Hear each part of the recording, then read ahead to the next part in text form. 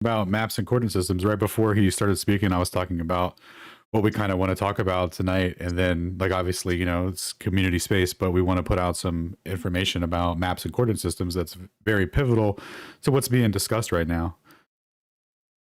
And then Shane was laying out the weaponization of maps and coordinate systems. Okay, that makes sense. I thought I couldn't hear someone. Yeah, no, I found it was coherent and your question was confusing. I might have Dude, to go because, Alan, I was listening to you talk with Austin from the Melodome, and I almost finished the episode. I need to go see how the last like 20 or 15 minutes goes. Yeah, well, spoiler alert. I think that the data he presented represents exactly what they've backwards derived into the heliocentric model and their assertions. I think that it's, very easy to show that there's that wagon Wow. wheel wobble to it. Mm-hmm. He demonstrated it pretty well. I think the last 20 minutes, he showed like a different diagram. I don't know if you've seen, that's probably where you haven't seen yet, but yeah, he shows an even better diagram of how it's moving with arrows, and that makes it very clear. So it's again, but that's like that's kinematics, right? So the sun could have an axial tilt and rotation. It could be perceived as a sphere. All of that motion would be, relative to the sun with respect to stationary Earth. So all of that motion that it's doing, that's how we would perceive it if it were a sphere rotating. Oh, I can't wait to see it. And then one more thing before I go. I was watching Jaren's stream, he's live now, and he showed a video of a rocket that took off and it took a long time. I think like 40 seconds or 50 seconds before it came in view to somebody that was like 270 miles away. And I was pondering, like, the rocket, when it's on ground level, it has a limit to its vision if it was a person, like an azimuthal grid of vision. But as it rockets up, wouldn't its dome of vision expand as it gains altitude? Wouldn't it be a larger grid of vision? And so if somebody's 270 miles away, it would take it a while for it to come into the vision or the perspective of the person 270 away, right? You're saying for the person to see the rocket. Yeah, I'll explain it again. So the guy's like 270 miles away, and he timed it like backwards, timed it because he could see when the rocket, Oh, the flame went yeah, out for yeah, yeah, separation, and yeah, so yeah. I got you. basically Yes, he's making the idea that it's way behind the curve, but in reality of plain Earth, it would just take it a while for it to come into the vision of the person 270 away, not because it's hidden behind the curve but yes, because it's hidden behind optics and perspective and the vanishing point. yes. So you have to see that one because it's like it seems like, "Oh, man, that's cool." But when you understand everything is Yeah, optics, you know? yeah. Anyway, you'll have to No, check that one out later. no, exactly. You got to think about like the timing for that to be perceived uh in your dome of vision, right? With because it has to be at a certain altitude before you're going to start to see it based off of its distance to you. And yeah, it's going to take time for it to get to that height for you to see it at that angle. Yeah, bro, it's just funny because 'cause I've never thought about that before. 'Cause you got guy at 270 miles away, and whenever the rocket takes off, and let's say it's 100 or even 500 feet up in the air, you're not gonna see it yet. It's gonna Right. have to take longer. Yeah, it's pretty awesome idea. No, That's not that's a win for globe Earth. It's like mm, it's like no, a crazy that's demonstration mind screw for flat Earth, but it's well, it's it dude. it is what it is. That's like a mini fractal of the sun angles during the equinoxes, right? It's being projected into your dome of vision, and it also corresponds to a GP position, and it has to be in your dome of vision at a certain elevation for you to perceive it in the first place. So that's the that's what creates the discrepancy there. Yeah, but so Yeah. using the same math from 6 foot observer, you could see 3 miles using that square root of the observer height in feet, 1.22 times square root of using that same geometry or the same equivalent Rayleigh's criterion optics at 1,000 feet. I think it'd be like 38 miles. At like 10 miles up, that's like 281 miles. At 100 miles, it's like 900 miles, which would be crazy, right? But doing the same sort of geometric math and then the same equivalent optics, that would be the scale, I think. What do you guys think? Yeah. I wouldn't imagine that going to altitude would like the scaling would change it so that it's all of a sudden going to be different, right? I think it would scale proportional. Well, it does though, right? It's because that's the distance to the horizon. So if we're losing it for 3 miles when you're right at the surface, right, and that's the same geometric approximation for Earth curve, or as it would, the horizon at 6 foot if you're looking out into a flat plane. But like using that's the same scaling factor would mean that the distance to the horizon would be 281 miles at like 52,000 feet. Well, I'm gonna dip out, but I think it'd be cool to do some tests where you have rockets or something that's bright, real bright, and you can shoot them up at set distances, and you can know how fast it's going, and you can tell right when it comes into your vision. I mean, it's just like another test of how optics work. So the idea that Jaron, I guess, was proposing is like globe, but the answer no is optics, and it's gonna be cool to maybe do tests like that one day. But I gotta run. Y'all keep on crushing. Later, Thank you, JT. Mr. President. So wait, Shane, you're Peace. saying that at altitude that scaling relationship's not going to be the same? That is the scaling relationship, right? The distance to the horizon is dependent on observer height. So by going higher up, you can see further. That's the same principle, right? It's the same scaling factor. Oh yeah, so we're in agreement then. The way that you said it Yeah. sounded like I said, like, okay, never mind. No, I felt like I was agreeing, but maybe I didn't sound that way. But I was immediately interested in what he was proposing because I was like, oh, what would it be super high up? So I immediately asked AI what it would be like at those three intervals because I wanted the scale, and I was like, oh, yeah, that makes sense because you don't really think about it at like say plane altitude. What would your azimuthal grid of vision cover at plane altitude? Right, considerable. I Right. think Well, like they can do. I'll have to find it, but I have the traverse tables for uh cell nav in a plane at like 20,000 feet, I think. nice. We could Like, probably ratio that against the speed of light and get a ratio of the actual distance that it was.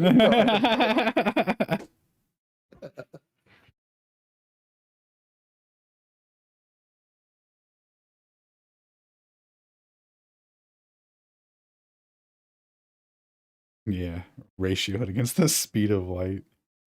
Isn't that how you determine all distances in the world or something? Or the Yeah, speeds? yeah.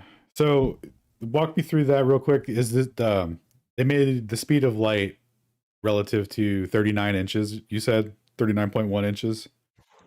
Well, no. Like so they tied the unit of measurement to essentially the nautical mile, which is like an arc minute, right? Which is a unit of a circle, and then they tied that to a specific metric of a coordinate system, and it's the coordinate system, not the Earth, because it's a terrestrial meridian, which is the distance from the North Pole to the equator on a theoretical sphere, and it's the actual distance on the graticule using the gridded long lat system is the only place where you can get a terrestrial meridian in reality. And it's, the only way you can calculate it is using the purported 69 miles per degree, which used to be like the Roman mile would be like 1,000 paces or, based on the measure of a foot. So it's all just based on ratios until they made it a ratio of a terrestrial meridian. So 1/10 millionth of that distance of 6214 is 1.00007. So when they say its definition is 1/10 millionth of the ratio of the distance from the North Pole to the equator on a theoretical sphere based in the coordinate system, that's what the meter is, right? So when they say actually later we'll recontextualize that, I think it's like 1/299,678,000 something, and they say, "Oh, look, now it's a ratio of a speed of light," and it's like, yeah, but 1/10 million times 6,214 is still 1.007, right? So just because they historically recontextualize the thing that they theoretically ratioed it against doesn't change the original metric from which it was derived, right? So they claim to have measured this terrestrial meridian using geodetic surveying, so they claim to calculate and measure something that can only be previously known because when you're geodetic surveying, you're comparing to previous models. The first time they did it, they had a known ellipsoid model. So what they're doing is confirming something by already knowing it. Very perplexing logically that. So then when they have that actual metric length, what they just calculated from, the distance of 69 miles per degree anyway, once they had that, then they ratioed it against the meter, and then historically recontextualized it all through history as different things, including like length of a palladium bar or something. And then finally, now it's a ratio of a speed of light, but the actual measurement of conversion of length of, that 1/10 millionth of a terrestrial meridian, or 39.37 English inches, which is 1.007 meters. Always been the same, always been a proportion of the ratio of the coordinate system itself. Wow. So that kind of explains why you can use the latitude longitude system to find distances to locations, because Yep. the distances are actually a fraction of the coordinate system itself.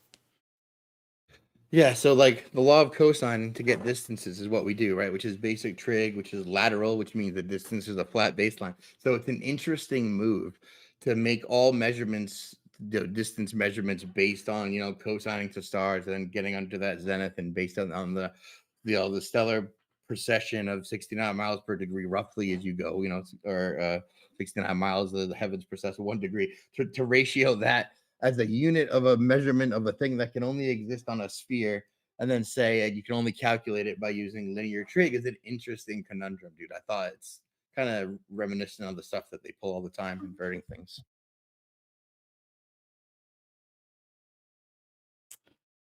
Yeah, the old bait and switch. I was actually talking to Blitz about that, and I sent him all of the relevant citations for that, for those conversions, for the units of measurement being a fraction of the terrestrial meridian. And his argument was, how come I can get in my car and drive this distance that's in reference to the thing? And I'm like, because you don't know your history and you won't acknowledge that units of measurement are a ratio of the coordinate system you're using. And he's like, history is irrelevant. Dude. To be fair, though, they don't actually know that, right? There's no straight line distance that would be the equivalent of a cosine approximation to a star. There's no road that'll approximate the absolute linear estimation of 69 miles per degree, right? So when you go to actually measure it, when you're measuring the revolutions of your car, and you're going to gauge based on the speed, you're going to determine a distance that's calculated based on revolutions per minute and a basic equation. And then you're going to compare that to what?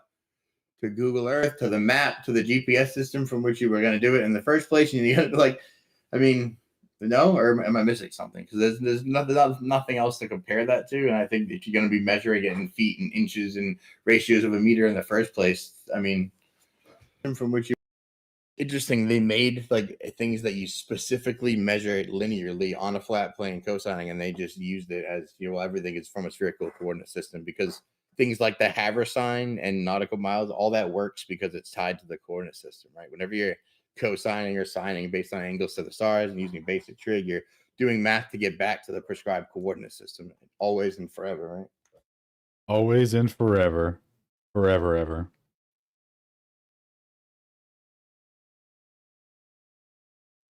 Yo. I sent out a couple of mics to everyone.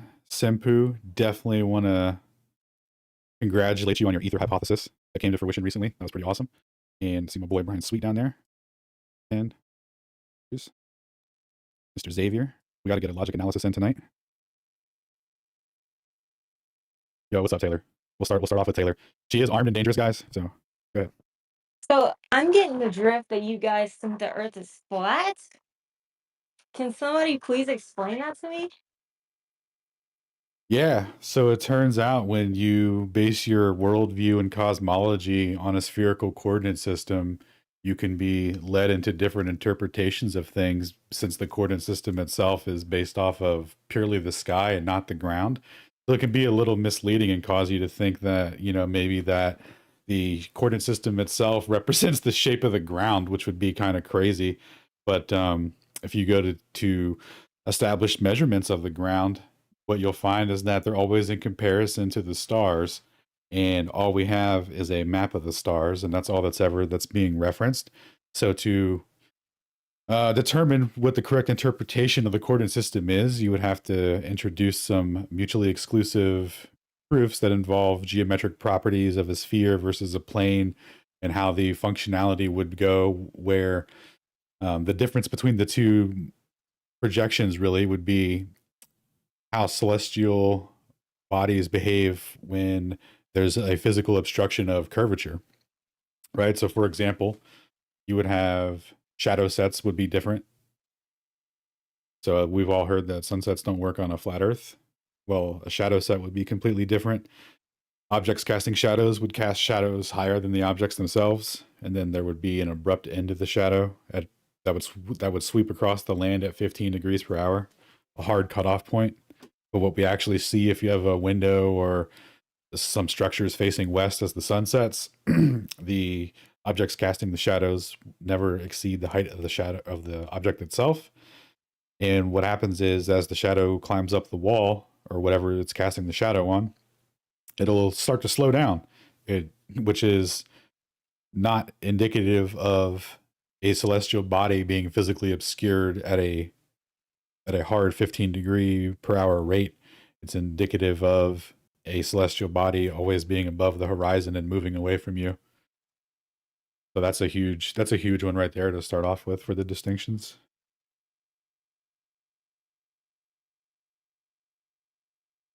To me, must be false.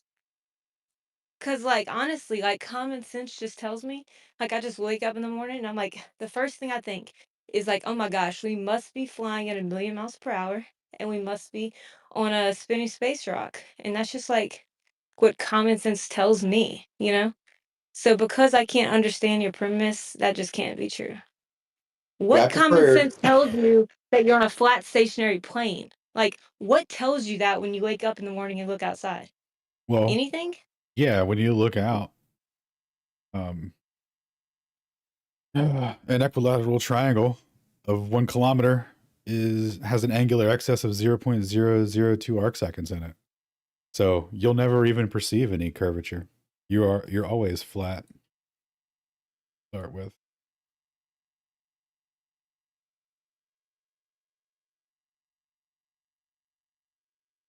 I just can't understand that. If I wasn't indoctrinated, then I would think that we're just on a rock flying through space. I mean, that's just what common sense would tell you, and anything else is just saying that. Well, I know. Oh no, now I'm echoing. Rip.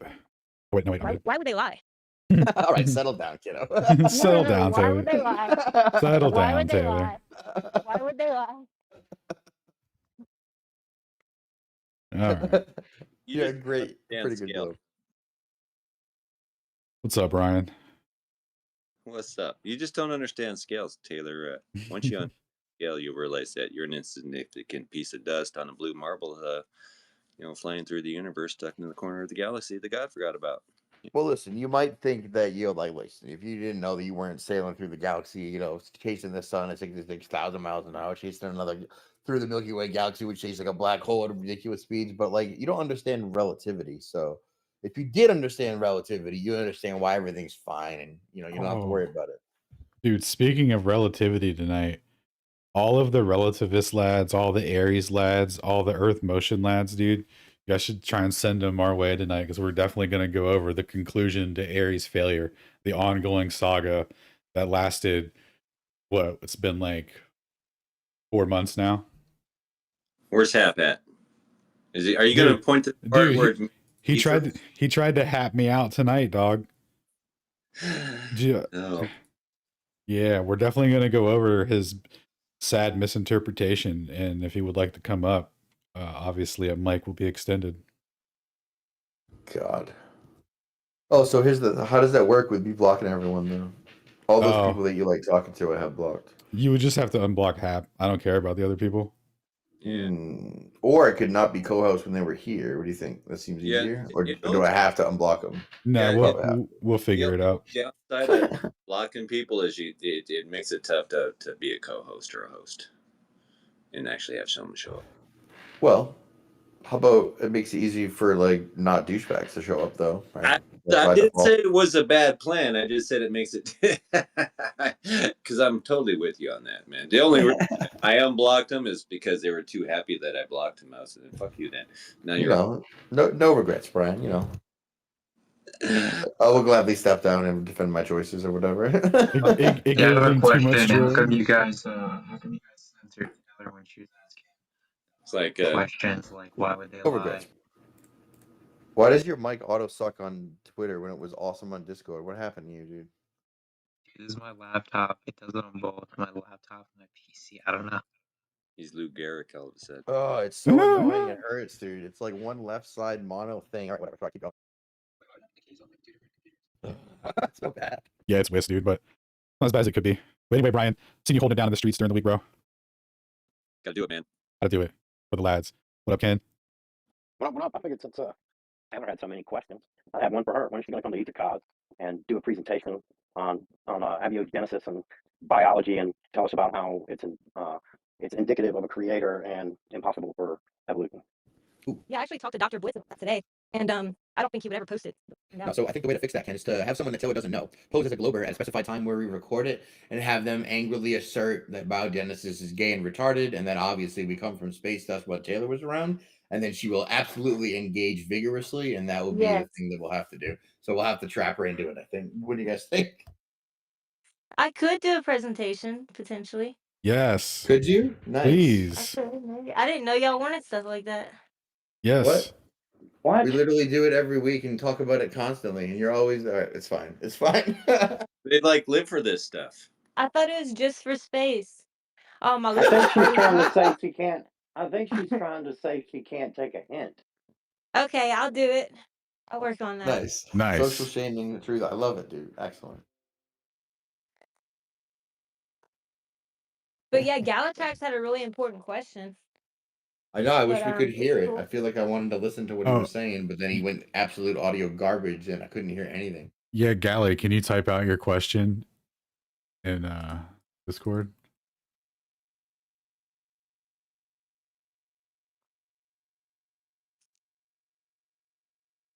Did anybody catch me and Dr. Blitz's convo today? Anybody? They're like frozen. Someone else not working right now. Did I'm you not typing advertise it? Did anybody see it? I mean, not necessarily. I told the people on Discord I was going. I'll tell you a secret of the community, right? If you're ever on a thing and you do a good job and you wish someone would clip it, right? If you just send a message to JT, the president of Flat Earth, it will ultimately eventually get done. And if anything, he'll pass it off to someone who can do it, and he will definitely mark it down. So like he's been the archiver behind the scenes. At least take a note of a timestamp and a place and send it to JT. Dope. Yeah, I thought it was being streamed on YouTube, but then I don't think it actually was. But it was Oh freaking well, then awesome, it's dude. gone. Then it's gone forever. I assumed it was Gone streamed somewhere. forever. Yeah, sorry. It's totally Wait, cool. why would he talk to you and not does he not record his streams? I think he might, but I don't think he would post this one.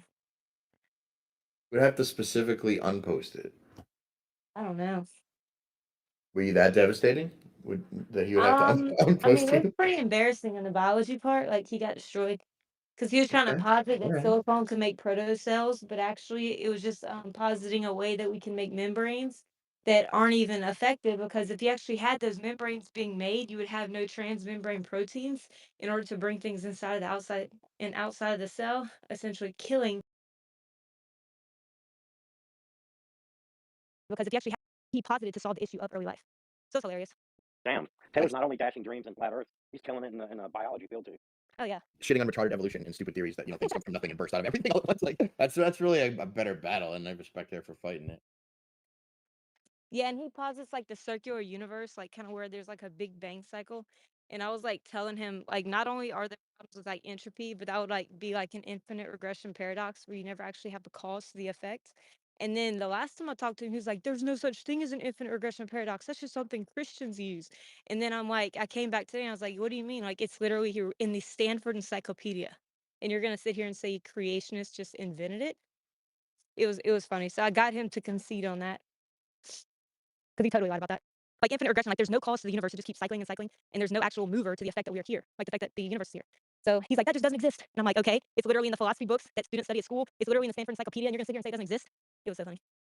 Yeah, Yeah, I'm gonna have to like record it next time. Yeah. Also, whenever you do that, we can also be recording from this end, which is the safer bet. Yeah, it'd be dope. I mean, like you watch us do it all the time. I don't know why you would be like, hey guys, I I'm wish we going could, in like, or whatever. Yeah, I wish we could like play videos in here because I would like give like a presentation right now. I'm like, Abiogenesis, it's I freaking literally. mean, if you can screen share it on Discord, we can put it on here. But you can't put it on here. You have to have like an iPhone. I mean, And It's apparently you audio. can do lives on here too or something. That's pretty cool. You can if you have an iPhone. we're gonna have to buy iPhones. Don't you shout out. Don't you do it, Xavier. Don't you do Let me get it out. Answer him. it. You Android guys right now are sweating bullets. Dude, I was embarrassed to say it earlier. Taylor was pressing me. She was like, "You don't have an iPhone?" I was like, "No." I was suddenly not proud of my Android. It really hurt. Made me feel uncomfortable. Man, I don't know if I have an extra one. I already forked one out for Sacred, so I have a couple that I do research on. I have like data on, but maybe there's like a way I can like transfer the data onto a different one, and like it's really risky though, because like for research you have to submit all the equipment that you use to record data. So that'd be the only thing. Like whenever you get a PhD, they could ask like basically audit everything. You know, even the phones you use to record data. So it's crazy. And so I have these like extra iPhones, but yeah, it'd be dope if we could do that for Flight Fridays. I can see what I can do. I can see if I have an extra one. Nice. I think on TikTok you don't have to have an iPhone to stream. Well, TikTok's tough. We're definitely attacking TikTok as well. But today we're attacking X or whatever. I think, did you title it open discussion or did you something provocative? It should have been something provocative to entice people to come down. Just on I couldn't think of anything provocative. But no evidence for globe. Bring your All proof. physics is ether physics. Prove me wrong. Yeah, oh yeah, I think I can swing that. Where you at? Instantly, Where's that at? yeah, instantly someone like Hap would be like, nah, no. But you know, so that's the urge you want to inspire. Weren't they looking for the ether? Like, let me confidently quote Wikipedia or something, you know. Yeah. What's up, Lily? Hello. How is everyone? Hey Liliana. Doing well. How you How are doing? you doing? Good, good. Hey Taylor. Hey Brian. Hey everybody. Well, Shinji, I got your notification. Damn. How do you scrub the internet? Buddy. President otherwise, darn it. Yeah, Grok has noticed what you're doing and has, you know, it's done some noticing, I guess. I'm shilling from map fees. They'll never elect me as president now. Thanks a lot.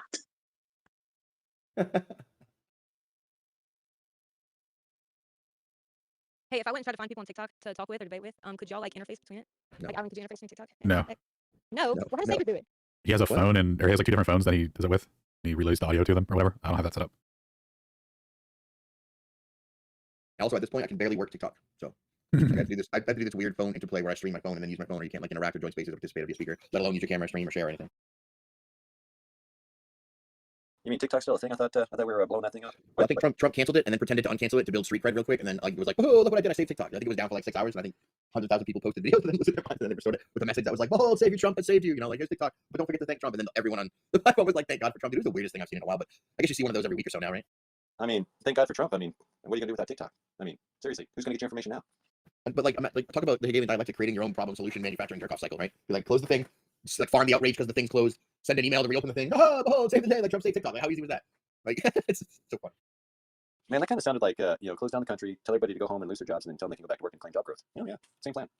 I think How it was just a about- plan to shut TikTok down long enough so they could, fix their programming and get it corrected so they bring it back online. Well, lucky for us, God is in control. So, you know, all these losers, they're going to lose in time, just a matter of time. Do you think God likes TikTok? Say that again. You think God likes TikTok? Well, I think God neither likes nor dislikes anything, but I think that God loves everybody. So he loves TikTok, Lily? Wow. What Well, about Jews, though? Remember, But God hated Esau. God hated what? Esau. Esau. That's what the Bible says. But I think it has to do with like genetic corruption, like the I Nephilim. mean, nobody liked that guy though. Nobody. Yeah. Well, I mean, I I think haven't that read God good might, things about him. Yeah, Yeah. nobody like all his descendants or something. Exactly. well, God might dislike things that people do, but I don't think God will ever dislike his own creatures. You know, we're all Specifically, aren't that, you know, the opposite of that and work to subvert, corrupt, invert, and destroy that or whatever. But yeah, it's not those people. oh, they're going to get their karma. Nobody escapes karma. Trust me. Then we agree, Liliana. I think we can be friends still. Don't you think that God likes that we communicate with each other?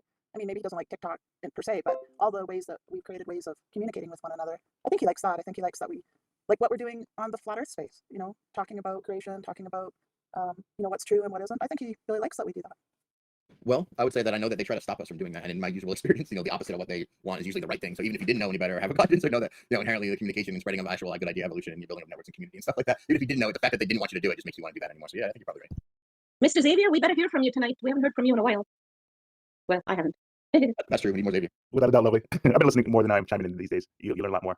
Well, Dude, we we also miss you, need to Dave. learn from you. Well, all the rest of us learn less. So No, shout out to the TikTok last night, guys. I think that was dope. Was that your first one? No, wait, Last night was our first live stream that we did. Yeah. okay, yo, And pretty dope. before, yeah, and the Well, day before we did 3 hours on someone else's live stream. yeah, invading and hosting is like they're gonna play like home and away games, and you're over there, right? But Taylor's got the right idea. You got to like kind of make provocative titles and all that. Yeah. So listen, following that idea, right? I think that objectively we should use Taylor as bait and send her in there so she can be unassuming and targeted as they like to, and then like we should swoop up on the back panel and just all of a sudden request after they get all like crazy and try to attack on whatever point they try to pull. And like she's good, so she'll be able to hold her own for a while. But like I think that the fact that she's sweet and innocent and unassuming, they just love to like, oh, let me get this blurb, right? It just builds their blood energy, so we can use that to like rile them up. Because I think we did that one time and it was to great effect. Like the dude was super confident and arrogant, and 10 minutes to hear Alan speak, and the dude was silent. And then Sacred was so excited, like the back channel was like going crazy. He was asking for help and support, and there was SOS, there was a globe signal going off. No one was answering. Everyone who was gonna like support him was there and watching in destruction and silence, right? And they were just refusing to help. And that I think was a different experience for the people at TikTok because they just let us talk and present and talk, and then they complained about us talking, right? And then we politely let them speak. But eventually it got to a point where they were overloaded, and then they just interrupted incessantly. And so I was like, "Fuck this," and left. And they were like, "Oh, we win again," right? But it was definitely a progression of, "Oh, well, this isn't satellites or on balloons. Like, what do I say to this?" So it's gonna be fun on TikTok. I guess is my point. Well, Taylor, you better put on those fake lashes, some lipstick, and some rouge. Get going. Let's go. I was sending Liliana actually. That's a different. Yeah, maybe that'll work too. Dude, we should send in Lily as well, the ambassador of Flat Earth. I just got that idea as well. All right, one blonde, one brunette. That might work. Who knows? Because dude, space audits is already known, right? I think they call you space because they're too. I think they can't see audit, so they don't read truncated words. But like when you come into a space, they're like, "Oh shit, fun's over." And they're like, "Who's the other guy?" And then like you, oh, I think I heard that name before. Shit, right? And then they just. Hey, Orwellian has his hand up, buddies. Why Yo. speak, bro? Yeah, what's up, Orwellian? Just jump in, bro.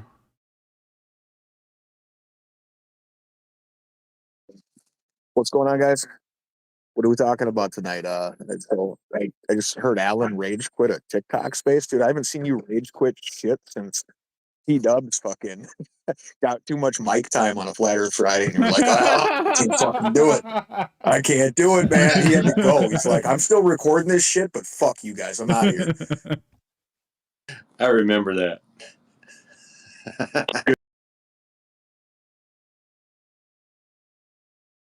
Do it.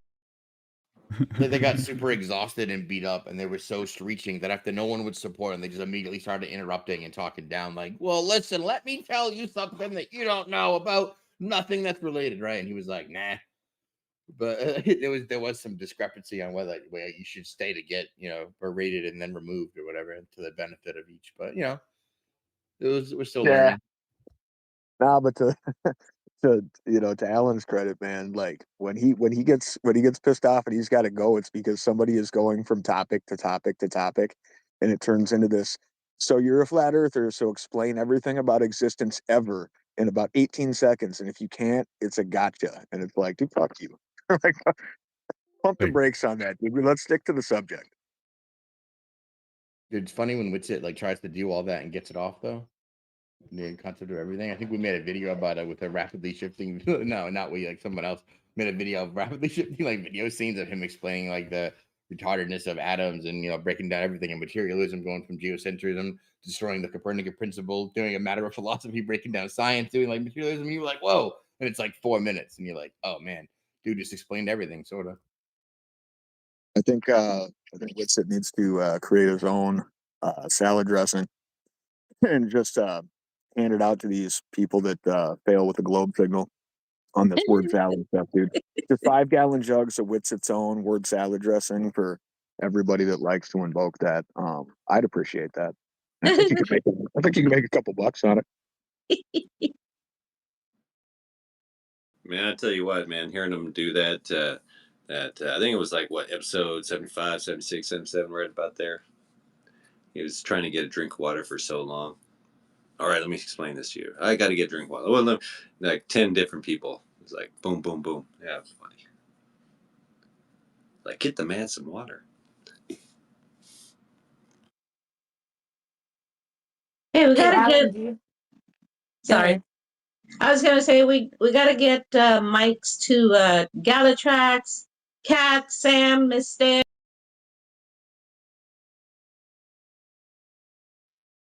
Alan, do you have a computer and a phone? Yes. So then on the computer, you could be on TikTok, and then you could share it on the phone or vice versa, like a cool TikTok debate. Would Let you be me willing to do that? let me think about how that would work. Okay. How do I I saw one individual on how, earlier. how do I merge the two though? So You that could. I don't know how to merge them. You have to ask Sacred, but all I know is that you could be having a conversation on TikTok and just leave your mic unmuted for Twitter just so people could hear. Yeah, I don't think they. right. Sacred was doing a live feed, or I think it was just a voice over the microphone. So. No, he was doing it live. Like he was interacting with people on TikTok. And then Well, I mean, he